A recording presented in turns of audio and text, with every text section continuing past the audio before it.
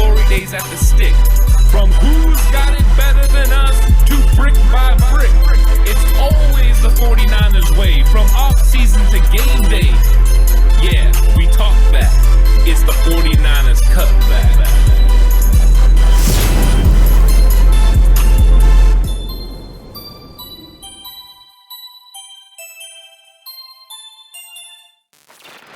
It's 49ers Cutback Podcast time. Welcome to the news update episode. And Alex, there's a lot of news coming out of this game. It was a very big game over Minnesota, but none of those lasting effects are going to affect the Seattle Seahawks game. And we're starting to get an idea of what these injuries are and also just some of the bigger stories that was coming out of this game. And there are lots of stories, Ant. So many stories that I have to enunciate because of if I don't enunciate, I may talk too quickly and people won't understand.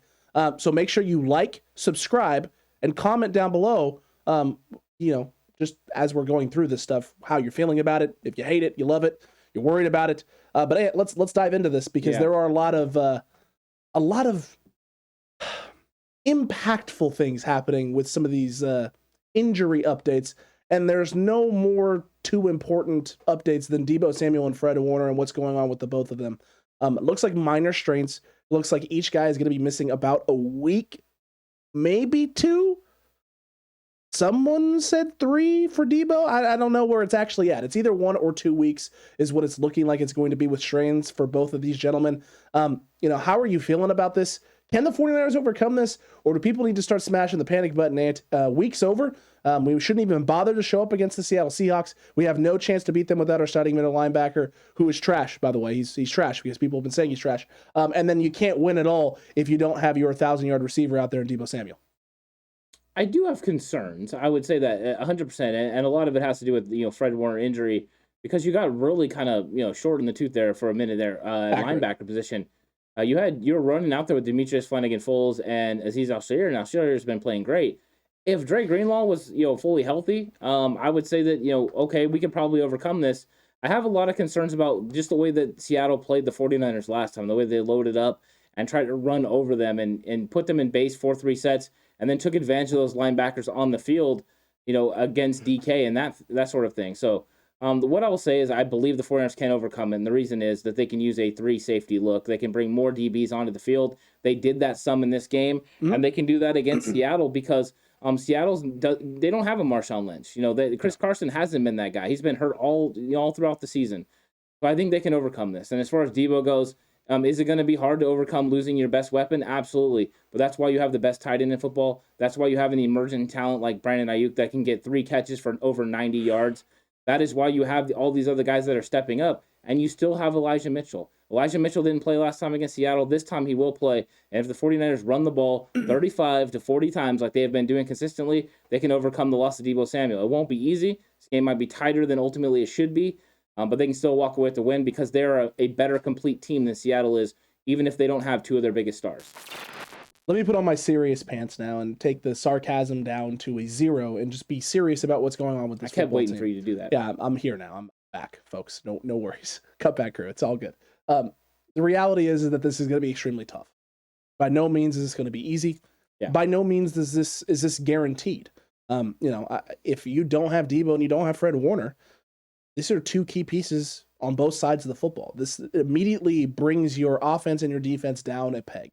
And if you're not going to be at that level, operating at that level, certain things change. How you can attack teams change. Your run fits change. Now, luckily for the 49ers, the running game has been non-existent for the Seahawks for the most part. With Chris Carson out, Alex Collins has had some nice games where he's put up some nice numbers, but it hasn't been consistent. And they haven't consistently wanted to go to the run game. And because of that, you're putting a lot on Russ, who isn't healthy and hasn't been playing up to typical Russ standards, which gets your team down early. And if your team's down early, you're not running the football even more, which takes less stress on your linebacking core and less stress on your front to be, run stoppers and being able to pin their ears back and just get after your quarterback, which in then turn makes things even more difficult for us than they already are. So there is a perpetual cycle right now, and the Niners can exacerbate that cycle with the run game. Yes, Deebo not being on the field, it does hurt. It does impact. You know what it shouldn't impact? Run blocking. Shouldn't impact that at all whatsoever. Juwan Jennings has been a very, very, very good run blocker in space. George Kittle, still one of the best, most elite tight ends in all of the game of football, both as a receiving option and as a pass blocker. run blocker. And then Brandon Ayuk has been phenomenal downfield as a blocker for this team. Yes, not having Deebo in the run aspect will definitely hurt to an extent, some. But it's just going to change the way that you try and get things going. It also is going to bring into question now, Ant, is this Brandon Ayuk's week to step up a little bit more with some of those run options, not necessarily bringing him in the backfield and using him as a running back, but screen game, fly sweeps, reverses, getting some more opportunities for him to catch the ball in the horizontal game and have an impact with the horizontal offense. I think it all depends on how the Seahawks, determine that they're going to play against the 49ers sets and what Kyle Shanahan wants to put them in. What personnel grouping does he want? Does he want Jamal Adams playing around the line of scrimmage, or does he want to put Jamal Adams in situations where he's covering George Kittle, Kyle Juszczyk, or even a Travis Benjamin, who he said he's excited to get involved in this 49ers offense and really utilize his speed? That is going to be a big question because the Seattle secondary is not that good. Jimmy Garoppolo in that first drive that they had really picked them apart. And, he hit, the nice touchdown pass down the field. To Ross Dwelley. We didn't have George Kittle in that game. We didn't have Elijah Mitchell in that game. We had people that were missing, and eventually we were missing Jimmy Garoppolo. And so we were missing a lot in that game. So that to say that the 49ers, played them with a full group and lost would be seriously overstating it. Mm-hmm. So I think that they can find ways to win. And whenever Kyle Shanahan understands what he's going to be missing beforehand, he usually schemes up a good game plan to be able to fix and figure out how they're going to be able to attack a defense. Seattle has a lot of holes. Seattle doesn't have an elite pass rush.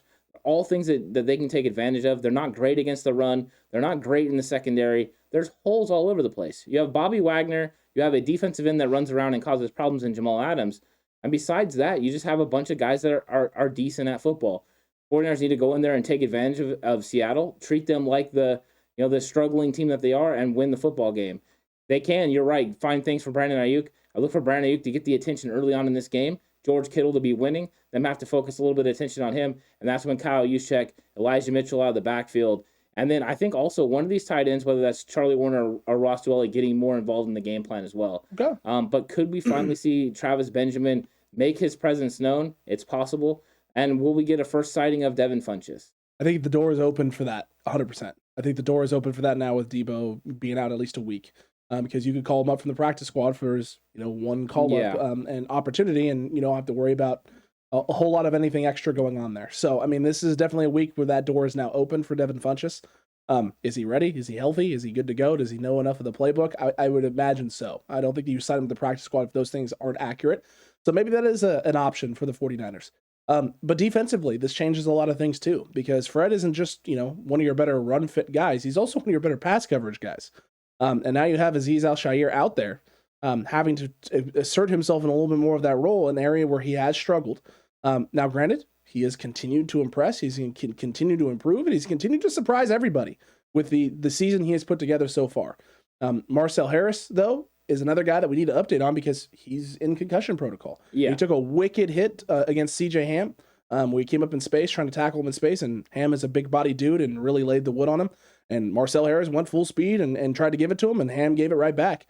So Harris now in concussion protocol, which means your first line of defense is potentially Demetrius Flanagan-Fowles, because the update on Dre Greenlaw is he aggravated the core muscle injury and may be in a situation where he may not play this week. Right now, he's day-to-day.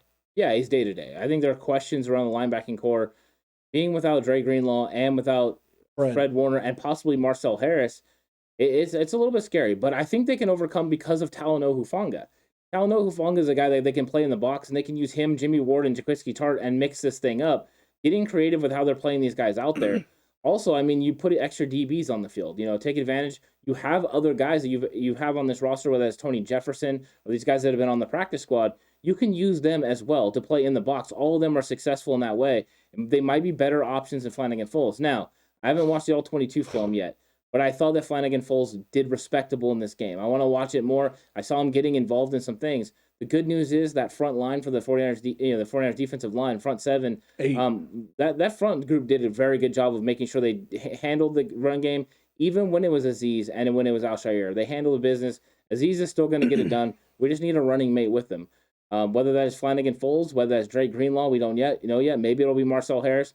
One thing we do know is Talanoa Hufanga will play more in this game than he was originally intended to play. And we'll see if Seattle tries to load up and take advantage of the 49ers having smaller guys on the field And if they can actually take advantage of it, if they can't, it's going to be big up for the 49ers because then they won't get caught in those bad situations where you have Azeez or one of them covering a DK. Now it'll be like a Talanoa Hufanga or a Jimmy Ward or, Jaquiski Tartt. Could you see the 49ers, if Seattle comes out and tries to load the box up, could you see them having a game plan in place where maybe they have 5 or 6 down linemen, D linemen?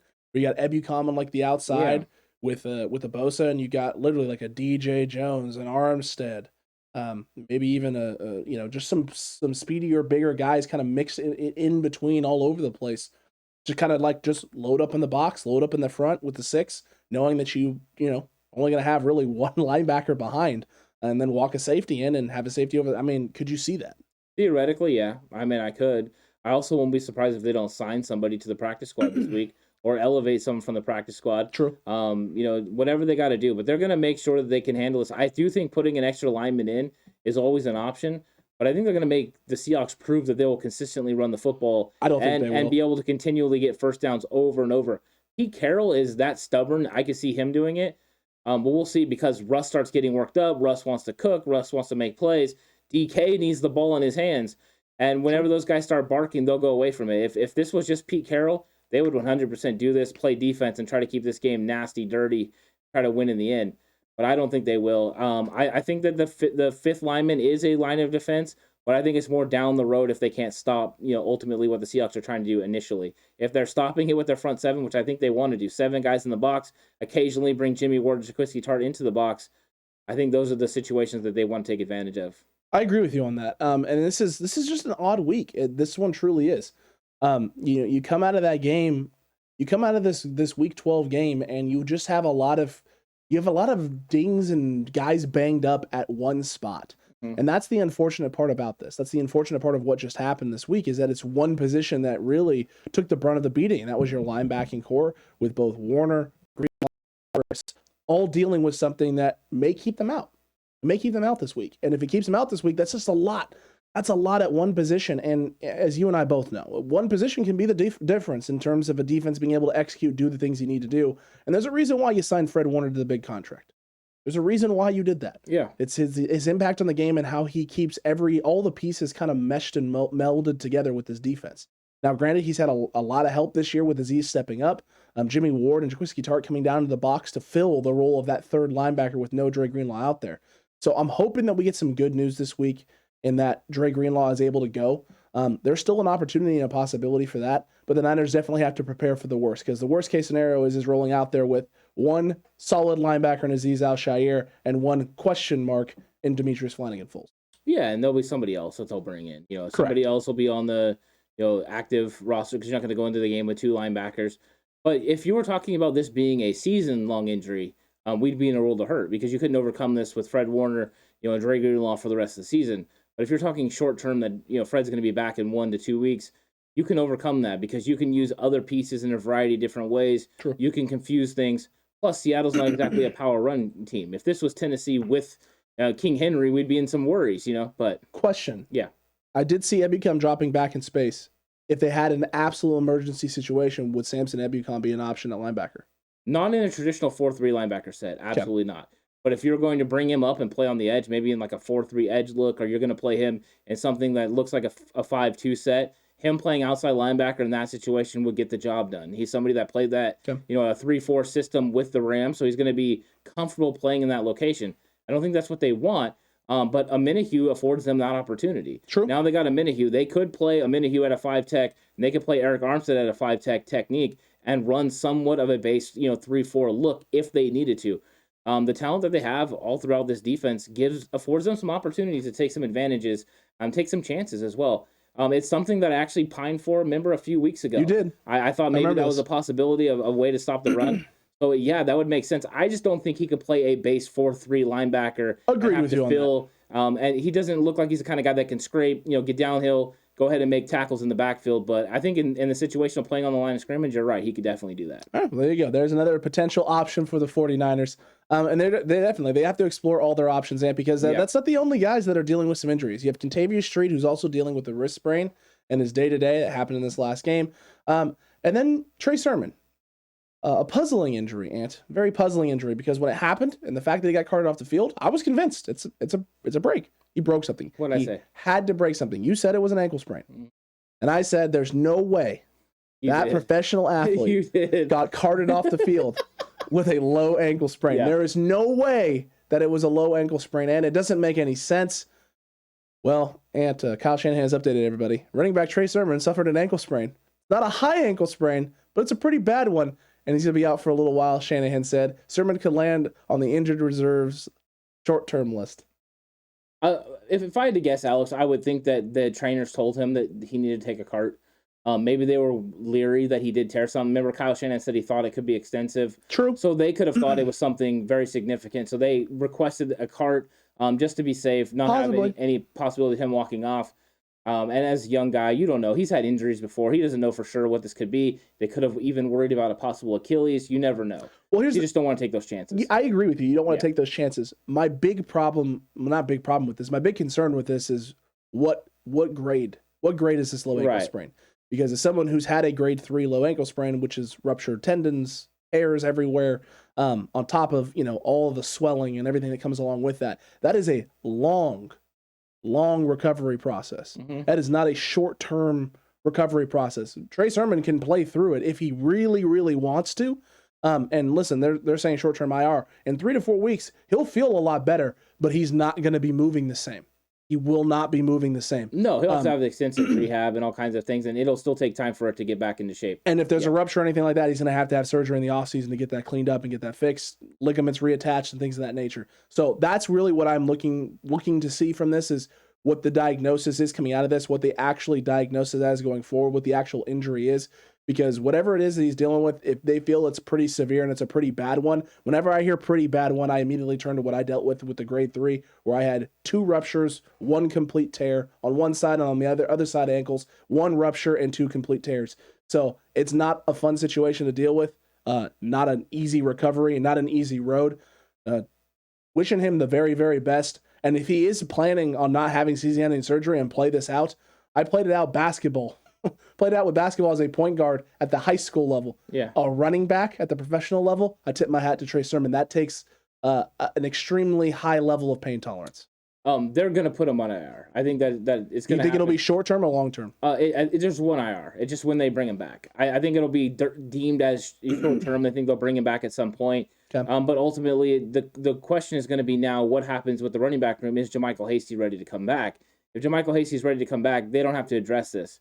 If JaMycal Hasty is not ready to come back, do the 49ers need to elevate a running back? Do they need to bring someone in? What do they have to do? Or are they good with Trenton Cannon being that third guy, just in case? You have Elijah Mitchell, you have Jeff Wilson Jr. Do you feel comfortable just rolling with those 2 guys, with Trenton Cannon and being the emergency running back? I kind of think they would. I think so. I think so. I think they would roll in with that. I think in a perfect world, they would like to have 4. With the roster and the way they're going to have to manage the linebacker position, it might be a week that they really roll in there with 2 guys. And then Trenton Cannon as the emergency guy. I think they wish they had Deebo Samuel, because then they would have 4 running backs no matter what. But I'm curious what they end up doing. But all this has effects, and all these are moving parts that are going to have to be figured out this week. And it's going to be interesting to see how they approach this roster. They have to put together the best roster they can for Seattle without kind of hurting your roster in the future, because you got to make sure that you can't put certain guys on IR because you can't have them go on twice. So all the question marks about Dee FOrd. Whether he's going to be coming back, from this injury, because they really thought they were going to activate him, and then he just wasn't able to go when they practiced. And they're going to try the same thing this week. They're going to have him out there. They're going to have him practicing, see how he's able to handle it. If he's ready to go, he's going to play in this game. If he's not, he's not. But at some point, they're going to have to make a decision on him. Either he's going to be back, Alex, or he's going to go back on the IR. And if he goes back on the IR, he's done for the season. So you just can't hold on to roster spots for everyone. You've been holding roster spots for Maurice Hearst, JaMycal Hasty, these guys that you can't put on the IR again, or they're done for the season. Eventually, you're going to run out of room. So hopefully these guys can figure it out. Hopefully these guys get back, because it seemed like we were getting healthy at the right time, and now we have a couple dings and a couple bruises and stuff. The good thing is nothing too serious yet. No, nothing too serious yet. And one game you can find a way to scheme and coach 100%. Your way out of and execute out of. Long term, it becomes much more difficult to accomplish that. And there is no update on Maurice Hearst. There is really nothing that has been said, which is not necessarily a good sign. It's also not necessarily a bad sign. What was he, 4 to 8 weeks? It was 4 to 8 weeks. Yeah. So, I mean, we're getting at that 5-week range, 6-week range right now. So we're getting to that middle section, which means you would expect to start hearing something sometime soon. It is still early in the week. It's only a Tuesday, so I mean, you still got a day or two till you could get some Maurice Hearst news. I think Wednesday will be when you hear it. So that's kind of when you'll get an idea, because the 49ers, Wednesdays, Kyle Shanahan will talk to the media again.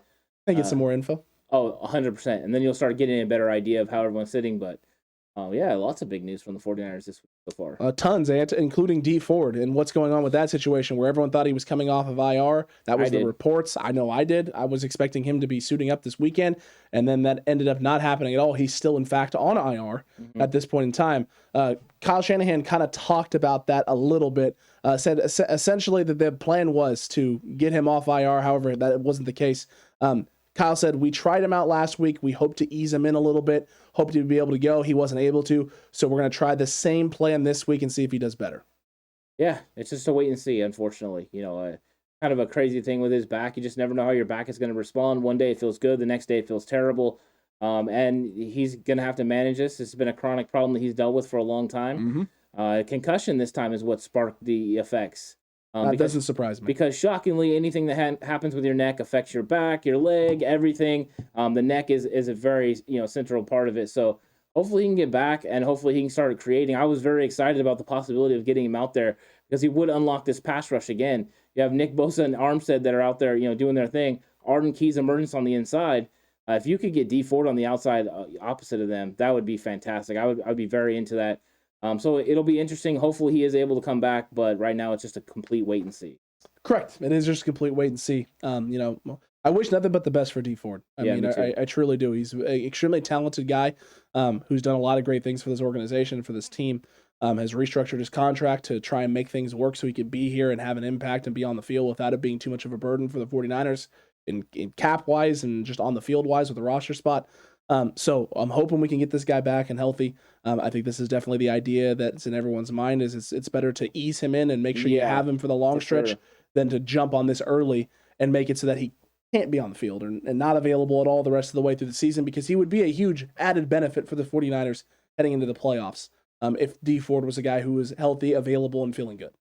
Yeah, definitely. I think he's most important against certain teams. Accurate. This would be a week to have him, to go against, say, Russell Wilson, where Russell Wilson can move around and create. Dee FOrd's a very, very good speed rusher and provide great experience off the edge. So there's certain weeks that you would definitely like him, and you would definitely like him in the playoffs. So ultimately, if they have to ease him back in really, really slow over the next couple of weeks, I know he's got the practice window that's, been opened, then I would say ease him in so you can have him for the playoffs. That's the most important time. We saw the effects he had in the 2019 playoff run. He could have similar effects for the 49ers. So hopefully when it gets to that time, he'll be ready to roll. Agreed. That's what I'm hoping as well, Ant. But we're gonna end on a little bit of an interesting topic. Interesting in the sense that it was a ruse, Ant. There was actually no additional information that Mr. Ian Rapoport was working on when he put out his bombshell tweet report ruse that Jimmy Garoppolo, barring a Super Bowl run, the 49ers were going to trade him in this offseason to usher in the Trey Lance era in 2022. Ian Rapoport went on KNBR to, clarify, expand upon, explain the reporting.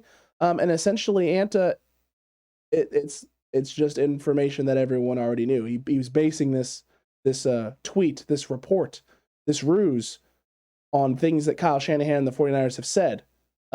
And that no one actually told him anything. He just stated the obvious. Yeah, after everything that we've heard this whole entire season, and then what he said, I was like this. Completely shocked. You mean if they don't win the Super Bowl, they're probably going to trade Jimmy Garoppolo because they traded 2 first-round picks and used a 3rd first-round pick on Trey Lance? I'm stunned. I feel shocked. What an absolute bombshell that he dropped. And then the thing that he gets going with it is that they were offered a 3rd round pick for Jimmy Garoppolo, but the way Jimmy Garoppolo has been playing, it's obviously going up. His value is going up, according to Ian Rapoport. Well, just dominant reporting by him. It's dynamite. It's awesome. Ian Rapoport is just, a man of the people. Making sure that we know the information that we need to know. This is crazy. This is like one of those things where I don't know why people even made it a big deal. It's like, You think Jimmy Garoppolo's not shocked that there's reports that he's probably going to get traded during the offseason? The quote 100%. The quote that killed me was, I literally was just saying what is basically not only the fact, but something that really has been a plan for the 49ers for a long time. And they are one of the more, transparent organizations. So they've said it. They drafted Trey Lance to be the starter. They said Jimmy Garoppolo will get his start this year and hopefully play well. And I think now he's gone between playing well and managing the game and helping the team win somewhere in the middle of there. It's like, dude, come on. Just stop. Just stop. I mean, the only reason I put this out is because no one's paying attention to me. Look at me. Look at me. Look what I've done. Look what I'm talking about. Yes, everyone. You stated something that everyone already knew. So why come out and say it now if everyone already knows it? Well, it's like I said on Big Yikes. If you have Big Yikes, you already know I said this. But True. I'm going to say it again. Is really what happened is everyone was saying it at one point in the season. Ian Rapoport could have been one of those guys that could say it, or he can sit back, wait, and when the 49ers become relevant on a national stage, which they are now because they're sitting in the 6th spot in the playoffs, he can drop what is considered a bombshell. What was everyone focused on? The number 6 versus number 7 going into that football game. What could he do? Make a name for himself. This is something that everyone wants to do. He so badly wants to be Adam Schefter, and he's just not. He is the Diet Coke version, just 1 calorie. Not even enough. And he's just out there, and they're all fighting for these headlines. They're all fighting for these clicks. And it's unfortunate that Jimmy Garoppolo then had to deal with it because it didn't just possibly affect his game. I don't know. I don't know what was in Jimmy Garoppolo's mind at the time, and I'm not going to try to tell anyone that I understand what he's going through at that moment. No. But I'll say this is after the game, he has to deal with more BS about it. And it's like they're right in the middle of a playoff game or a playoff hunt. They just played a tremendous big football game. And your first question when he gets up to the podium, Thanos, your first question is if he's heard about the rumor of him being traded. It should be about the football game. I mean, it should have been about the football game. If later in the week, if you want to talk to him on Wednesday on the player availability about it, hey, we've had some it. You've had some time to digest. There's been this report came out from Ian Rapoport. You played your game. Everything's done. How worried about did that affect you at all? Like, you want to give him some time. You want to focus on football first, and then in the middle of the week, ask him his mental process and how he's going and how he's processing all or of even this. the off season. I mean, it's something that's going to be in the off season, something that could happen. You know why it came out too with Ian Rapoport is because what happened during the week. There was a question to Kyle Shanahan about would you possibly bring back Jimmy Garoppolo next year? 2022. And he said, we're not closing any doors. We're not putting anything. Jimmy Garoppolo, I would be open to that. I haven't really thought about it a whole lot. They're thinking about the season. So this is what the media likes to do. The media likes to keep putting narratives out there. And we know that certain media members need negative news. 49ers winning football games is not enough negativity. They need more. So if you can put the focus back on Jimmy Garoppolo, the focus back, and completely create a narrative, right, that because we don't know why Jimmy played bad. But if you can make it that the trade talks made Jimmy play bad, then you have a whole narrative to go the rest of your week with.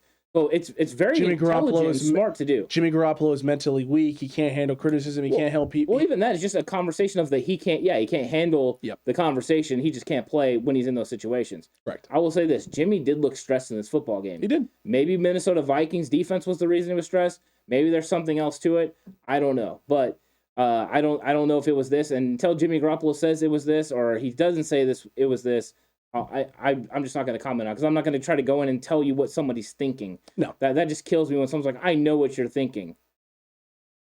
You and I have seen some clips of the All-22 film, and it seems like Jimmy was rattled a lot. He definitely wasn't trusting his eyes in this situation. Not at all. And I'm looking forward to looking more in depth at the All-22 film and doing the breakdown so we can kind of see, is it consistent? Because here's the thing. The people who are putting clips out showing, they're putting a handful of clips out from a lot of plays in a football game. So if it's a handful of 5 or 6 plays and the rest of them are glorious, then you can just chalk it up to there's just 5 or 6 bad plays where Jimmy misreads coverage, sees the wrong thing, and it is what it is. But if it's 5 or 6 plays and we can only pick those 5 or 6 plays out because there's so many of them, well, then we got a different conversation to be had about what's going on, and we're going to get a better idea of is this just a Minnesota Vikings problem where Zimmer was just had something on Jimmy and had something on this offense where he was keeping Jimmy guessing in terms of the disguises or what he was showing when he was showing it? Or is it just, a bad week for Jimmy? Because you can always chalk it up to, these guys are human. They are people. They do have flaws. They aren't perfect. And it also could be a combination. Could be. It could be the fact that Frank brought this up. The strength of the Vikings defense is in the middle of the defense. True. With the linebacker Kendricks, you got Harrison Smith, who comes down a lot. There are some strengths there. So the areas where Jimmy Garoppolo is very, very also, good. That Vigil guy is good too. Oh yeah. The other linebacker. Yeah. The areas where Jimmy Garoppolo is strong, so are the Vikings. Strong. So countering against that is one thing. Also countering the game plan. At which you thought they were going to operate one way and they operated a different way, and Kyle Shanahan kind of pivoting on the spot. All those things play into it. So imagine Jimmy Garoppolo comes into a game and he has a certain situation where he knows they're good in this, but we're going to do this to counter it. And then Minnesota's doing nothing of what you prepared for, nothing of what your coach said, and you get out there, now you're having to think on the spot. Maybe there is a moment of time where you're just like, like kind of panic for a second. The good news is he did enough to win the football game. Was he the main reason they won this football game? No, but he wasn't the reason they lost it either. And when you got a team that's built on the running game and defense, that's what you need from your quarterback. And he wasn't the reason that the offense was shooting itself in the foot. Jimmy, and it wasn't that bad. They scored 34 points. No, this is what I mean. This is for me. This is one of those games where it's like Jimmy didn't play his best, but Jimmy also didn't play his worst. Yeah, and if Jimmy's not playing his worst, we can overcome Jimmy not being his best. We can't overcome the worst versions of Jimmy Garoppolo. He was nowhere near the worst version of himself. No, thank God he didn't continue to have a 2 or 3 interception day or continual overthrows every drive on key downs and distances. No, he made a mistake. Kyle Shanahan ripped him for that mistake, and he course corrected. And he came back and he responded. Was he definitely frustrated with his own play? Yes, he was. You could tell it. He was visibly upset when he missed Elijah Mitchell on the circle route. Yeah, and he got very upset. And you know what? He had to do enough. Luckily, there were playmakers around him that picked him up in this football game. Correct. And made plays. You know what there's going to be? And there has been games where Jimmy Garoppolo is going to pick up those same playmakers because those guys have dropped the football on him and fumbled. And you know what he's done? He's just keeps responding. It's a team game. You got to all grow together, work together. Some days you're going to have bad days. You're going to drop footballs. You're going to make errant throws. It's how you respond from those. And that's how they got it done. But this is a team win. 49ers is about team. They're going to win with all 53 guys. They're not one of those guys. They don't have Aaron Rodgers. They don't have Patrick Mahomes. They don't have those guys that are going to go out there and one guy can significantly change and alter a football game. They're a complete team. Usually complete teams are the ones that win. Tampa Bay is one of those teams that's built around a complete team. Tom Brady can't completely carry them to a Super Bowl. They have to have the run game going. They have to have the defense play well. So that's usually how you win Super Bowls. And Tom, the last few weeks, has been mediocre. He's been a mediocre version of Tom Brady. He's been, milquetoast Tom Brady, check down Tom Brady. And the offense struggled, and they haven't been blowing teams out, but they've been grinding games out and getting wins, and they've lost a couple of tight ones. But when you're playing that style of football, you're going to lose some tight games when you don't execute at the level you need to. And it's a game where Tom Brady was the worst version of himself and had a lot of turnovers. Yeah. Right? I mean, that happens. It happens in the league. It happens to everyone. So Jimmy Garoppolo, you stay away from being the worst version of yourself, and you lean on your teammates when you're not being able to do the things you want to do, right? Lean on your guys to make plays for you and make you look better than you're playing that day. And that's fine. That's totally fine. You're supposed to do that. And the inverse has to be the case as well. When other guys are struggling and they're dropping, well, Jimmy, you got to elevate. You got to make cleaner passes. You got to get guys the ball in better situations. Kyle has to scheme guys even more open than he's scheming them. It works in tandem. Team sport, Ant. It's crazy. It's crazy. It's a crazy thought that a team sport, one guy can play bad and the rest of the guys around him can pick him up to get them where they need to go. Well, and I mean, the thing is right, when the 49ers would have had a game like this before, they would have lost. Correct. This is a different football team. It's built different over the last 4 weeks as far as how they respond to adversity, mentality, how they overcome everything. They were working towards this, and that's because they've been executing for the most part. When you're executing on those plays, you can overcome mistakes. When you're not executing play in and play out, you can't overcome those mistakes. Accurate. So it's good to see them, kind of firing on all cylinders. If he had a duplicate performance against Seattle, if he struggles against Seattle, that is when the concern comes in, because then it's like, okay, now Jimmy, what happened? You were playing 3 weeks that were really, really good. You got to make sure you play really well again. So I'm thinking that this is probably an abnormality. He's going to get it back, in line. It will be a little bit of a different game plan with Deebo Samuel, but I think he understands he's going to have to step up his game and beat Seattle. But I think he's comfortable playing against Seattle. Agreed.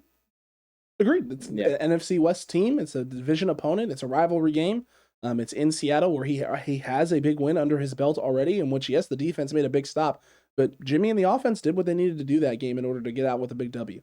So, yes, no Deebo Samuel, sucks. No Fred Warner, sucks. It really does. Game is going to be tighter than we all want it to be, but it'll be tight. In a tight football game, the 49ers can win. We already know that. They can win those games. They can win those types of games, and the style of football that they've been playing leads to this actually bending more towards San Francisco than anything else. Reliance on the run game, play action, getting Jimmy in shotgun. It's also going to make the offense in terms of the scheme a little more unpredictable, because what does Seattle have? You have a lot of Deebo. You have Deebo in the backfield as runner, Deebo routes. You have a lot of scheme designed and game plan designed for Deebo Samuel. You know what you don't have if you're the Seattle Seahawks for this season? Game plans with no Deebo Samuel in it. Right. So you have no idea how Kyle Shanahan is going to go about creating a game plan and how to attack the Seahawks. If you're Pete Carroll, the good news is, right, if you adjust to it quickly, less options for Kyle Shanahan to adjust to as well. But you have to make sure that that's not too big of a gap to try and scheme yourself out of. 49ers, you got to come out big. You got to start strong. And if you start strong and get out to a 1 or 2 touchdown lead early in this football game, the pressure is going to be on the Seahawks. I think the pressure is on the Seahawks. I don't think the 49ers have that pressure. They know they can go into Seattle and win the football game. You know, I know history says one thing, but this history doesn't matter. It's a season thing, and it all depends on matchups. The 49ers, if they are able to run the football on Seattle, will limit the amount of time Russell Wilson is on the field and able to cook. And you're a couple stops away from, putting this game in a situation where Seattle just can't catch up. And that's what you want. You don't want Russell Wilson to have the opportunity to come back because when Russell Wilson is able to cook in those late parts of the game, that's when he really executes at a high level. And the 49ers can overcome that. So I'm looking forward to this game. I'm looking forward to seeing how Kyle Shanahan schemes it up and how he plans on attacking this defense, what personnel groupings he wants to see, and then taking advantage of a linebacker core that is basically one guy. I mean, that's the thing. It's one guy. Can Bobby Wagner stop this run game consistently? Can the 49ers get to the edge? It's all going to be fun to watch. I'm excited for it. I truly am as well, man. I really am as well. I'm looking forward to all of it. Hopefully we can keep up with all the information this week for the 49ers. That'll be absolutely glorious. Well done. I know. Yeah. Waited the whole episode for that, Ant. Yeah, I hit you with one earlier. I don't even know if you knew it. I don't even realize. I can't wait to watch this back. Yeah. Man. It's going to be glorious.